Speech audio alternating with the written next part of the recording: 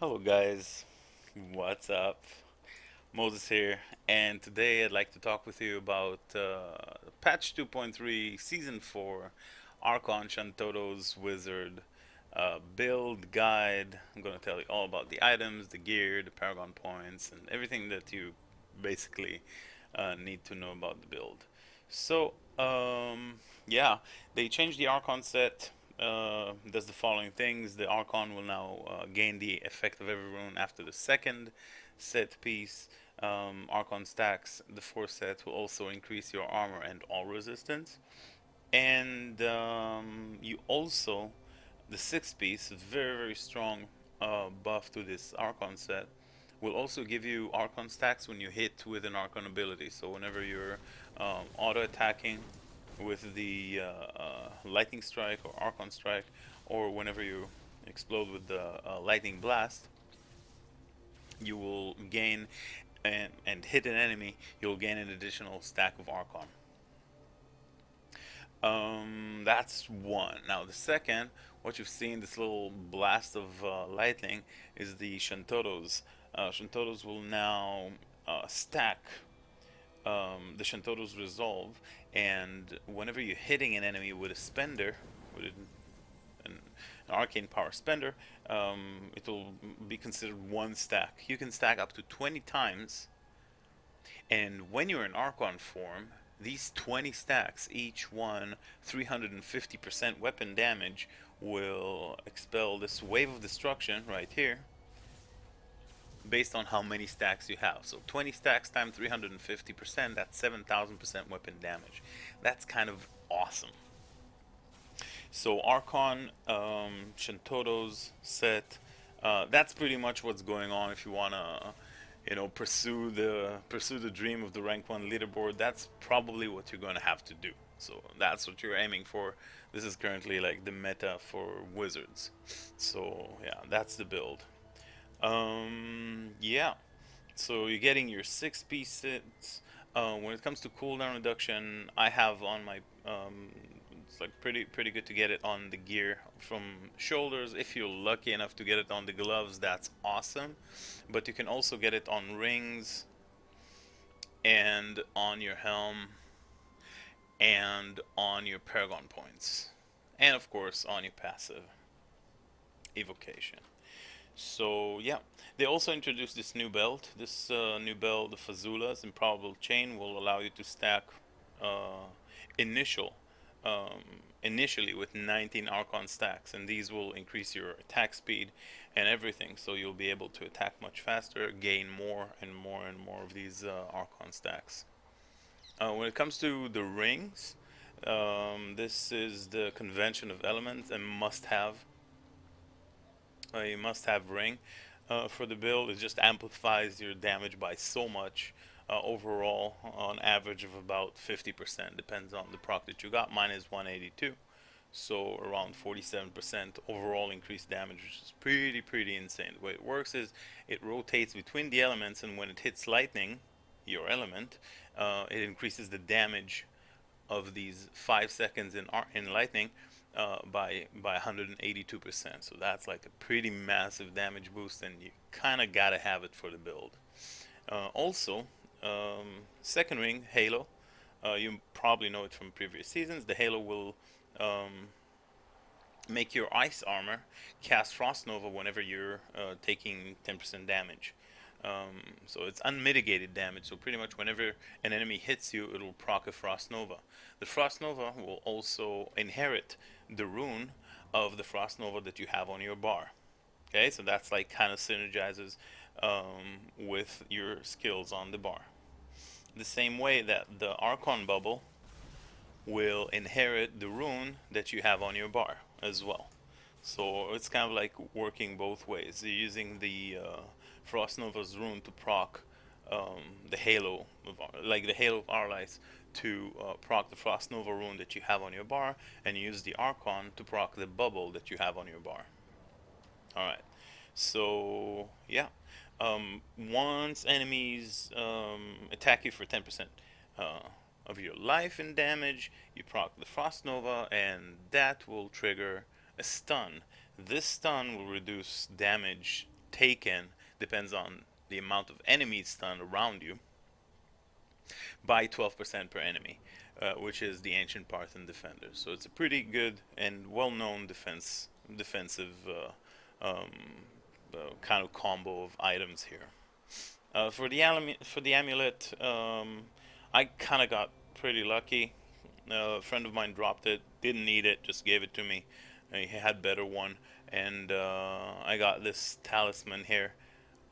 Pretty amazing amulet, but basically the stats that you'd want to get are crit, crit, elemental damage, and socket.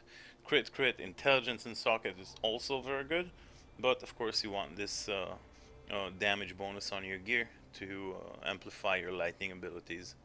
As well, I have that on the bracers. Yeah. So that's when it comes to the build. Let's talk about to the items. Let's talk about the items on the Kanai's cube. Obsidian Ring of the Zodiac. Whenever you're spamming your spender,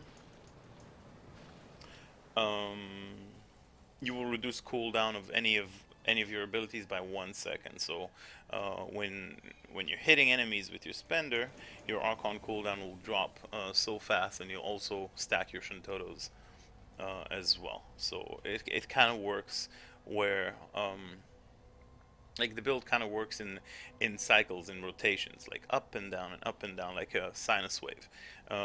Like you start at the bottom where you have no survivability and you have no damage, and then you stack your Shantotos, right?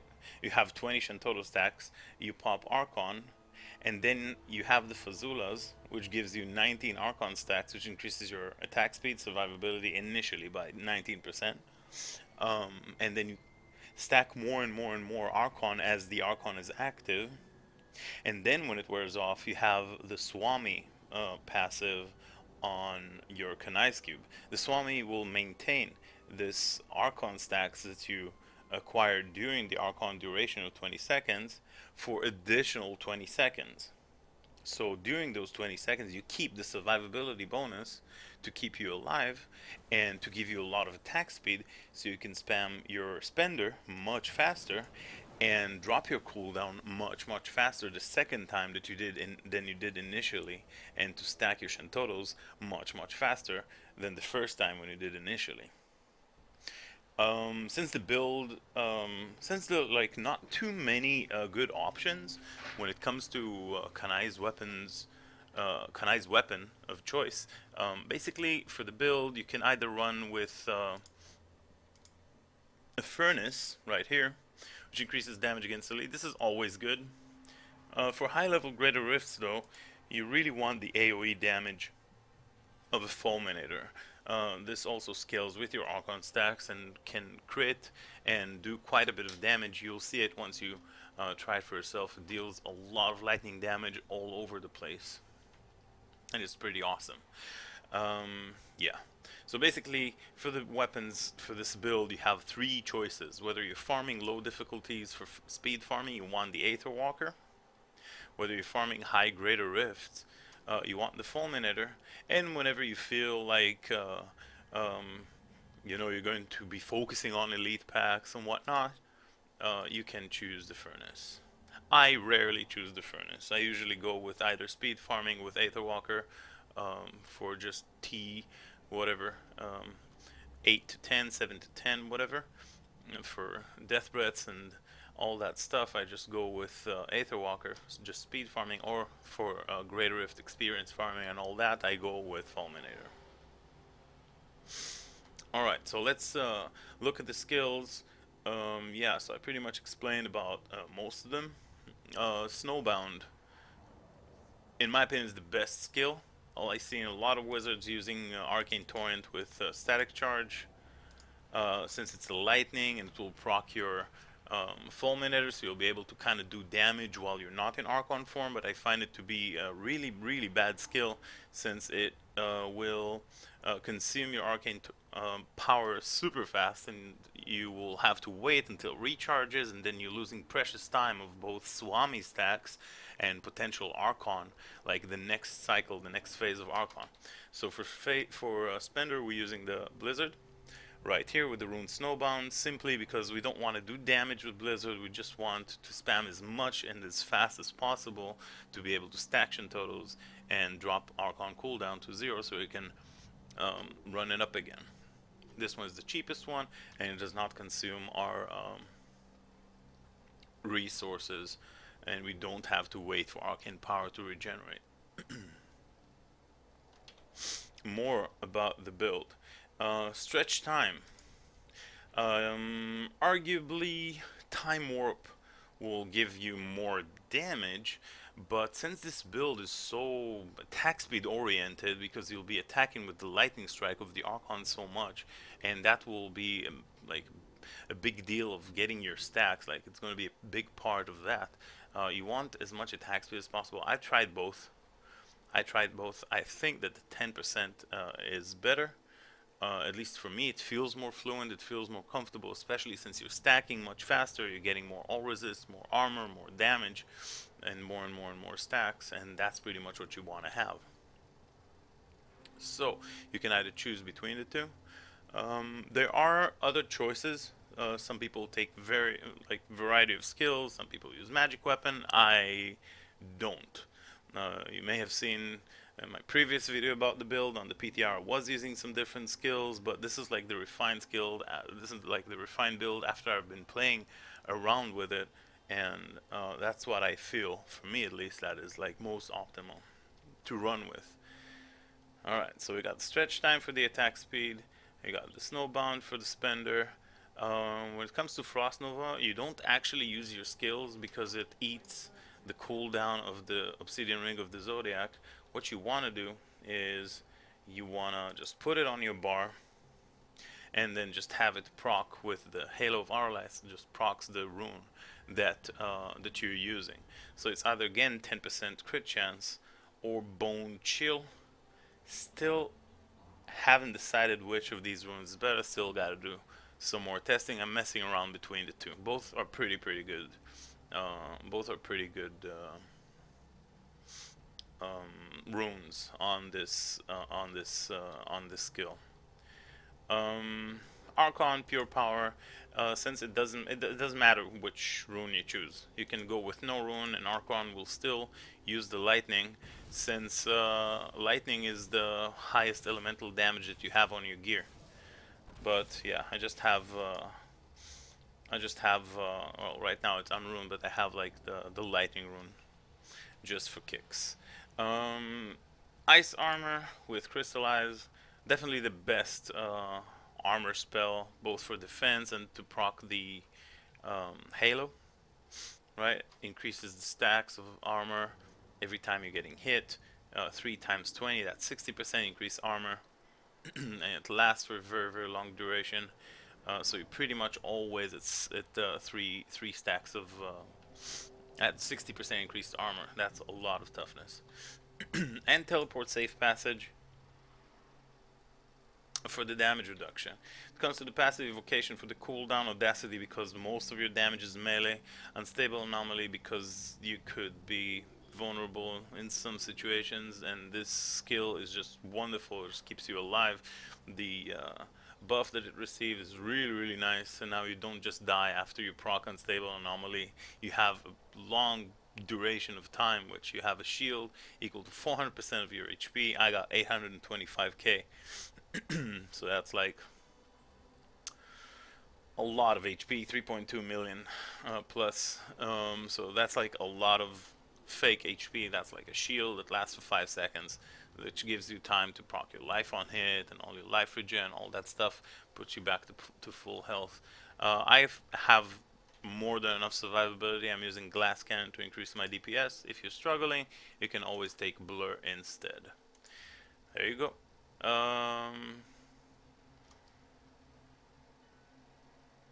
Yeah. So that's pretty much the build. That's all we have to talk about. Gems. Yeah, when it comes to gems, I'm using Pain Enhancer. You just need to level it up to rank 25, so it'll give you stacks of attack speed per each enemy bleeding. So you get the secondary proc of the of the gem. Pain Enhancer will be really good, especially against like Rift Guardians, uh, packs that take long time to kill, like yellow bosses, rare mobs, and all that. It keeps stacking your damage per attack that you're making, and since you're making so many attacks per second, like your attack speed, once you have a lot of Archon stacks and Swami stacked, like your attack speed is going to be crazy. You're going to see your wizard just bashing it with the lightning strike. So yeah, that's going to be very good because it scales like all the time. And then Bane of the Trap because, well, it's probably the best gem in the game for damage. And yeah, Paragon points, when it comes to Paragon points, movement speed and then intelligence.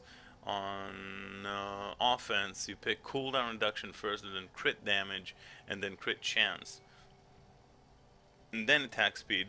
On defense, well, it depends if you're running solo. When I'm running solo, I like to take the life regeneration.